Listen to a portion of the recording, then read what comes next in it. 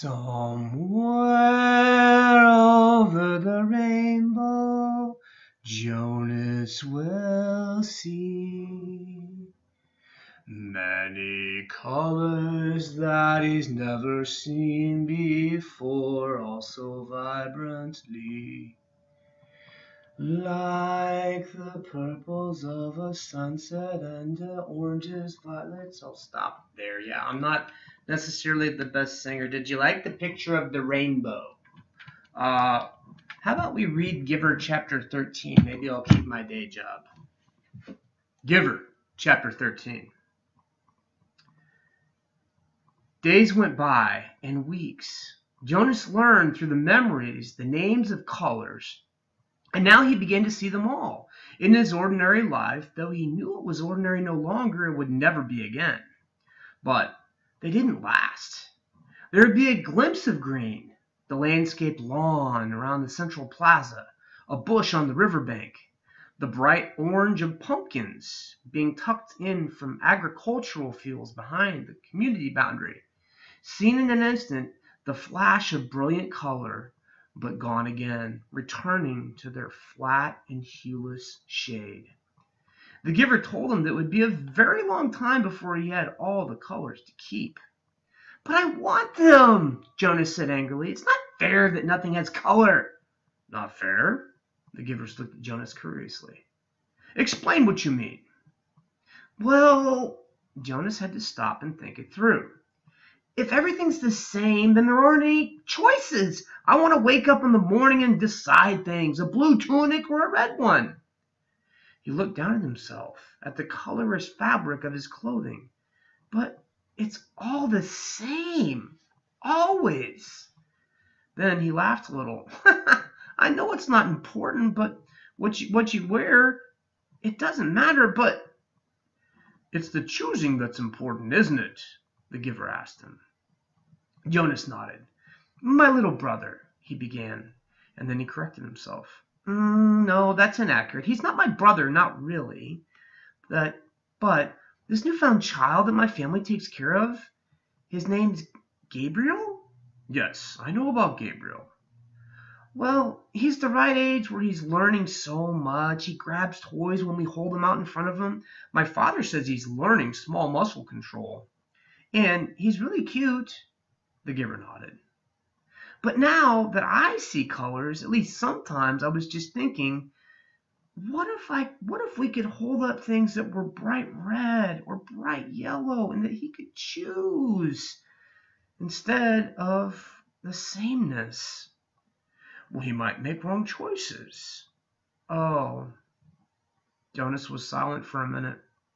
Oh, I see what you mean. It wouldn't matter for a new child's toy, but later it does matter, doesn't it? We don't dare let people make choices on their own. Not safe, the giver suggested. Definitely not safe, Jonas said with certainty. What if they were allowed to choose their own mate and choose wrong? Or what if, he went on, almost laughing at the absurdity, they chose their own jobs? Frightening, isn't it? The giver said. Jonas chuckled. Very frightening. I can't even imagine it. We have to protect people from making the wrong choices. It's safer. Yes, Jonas agreed. Much safer. But when the conversation turned to other things, Jonas was left still with the feeling of frustration that he didn't understand. He found that he was often angry now, irrationally angry at his group mates, that they were satisfied with their lives, which had none of the vibrance of his own, was taking on. And he was angry at himself that he could not change that for them. He tried, without asking permission from the giver because he feared or knew that it would be denied. He tried to give his new awareness to his friends. Asher, Jonas said one morning, look at those flowers very carefully. They were standing beside a bed of geraniums planted near the Hall of Open Records. He put his hands on Asher's shoulders, and concentrated on the red of the petals, trying to hold it there as long as he could, and trying at the same time to transmit the awareness of red to his friend. "What's the matter?" Asher asked uneasily. "Is something wrong?" He moved away from Jonas's hands. It was extremely rude for one citizen to touch another outside of family units. "Oh, no, nothing. I thought for a minute that they were wilting, and that we should let the gathering crew know they needed more watering."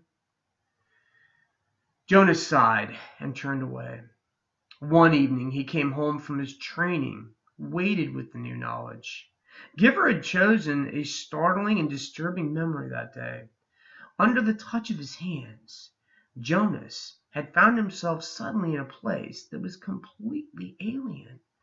Hot and windswept, under a vast blue sky, there were tufts of sparse grass, a few bushes and rocks, and nearby he could see of thicker vegetation, broad, low trees outlined against the sky. He could hear noises, the sharp crack of weapons. He perceived the word guns, and then shouts, and an immense crashing thud as something fell, tearing branches from trees. He heard voices calling to one another, peering from the place where he had stood hidden behind some shrubbery. He was reminded of what the giver had told him, that there had been a time when flesh had different colors. Two of these men had dark brown skin. The others were light. Going closer, he watched them hack the tusks from a motionless elephant on the ground and haul them away, splattered with blood. He felt himself overwhelmed with a new perception of the color he knew as red. Then the men were gone, speeding toward the horizon in a vehicle that spit pebbles from its whirling tires.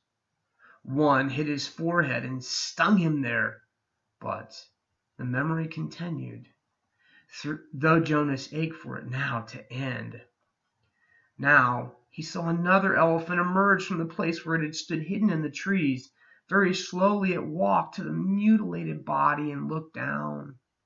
With its sinuous trunk, it stroked the huge corpse, and then it reached up, broke some heavy leaves with a snap, and draped them over the mass of a torn, thick flesh. Finally, it tilted its massive head, raised its trunk, and roared into the empty landscape. Jonas had never heard such a sound. It was the sound of rage and grief, and it seemed to never end. He could still hear it when he opened his eyes and lay anguished on the bed where he received the memories. It continued to roar into his consciousness as he pedaled slowly home. "Lily," he asked that evening when his sister took her comfort object, the stuffed elephant, from the shelf, "did you know there were really once live elephants? Live ones?" She glanced down at the ragged comfort object and grinned. "Right," she said skeptically. "Sure, Jonas." Jonas went right back and sat beside them while his father untied Lily's hair ribbons and combed her hair. He placed one hand on each of their shoulders. With all of his being, he tried to give each of them a piece of the memory.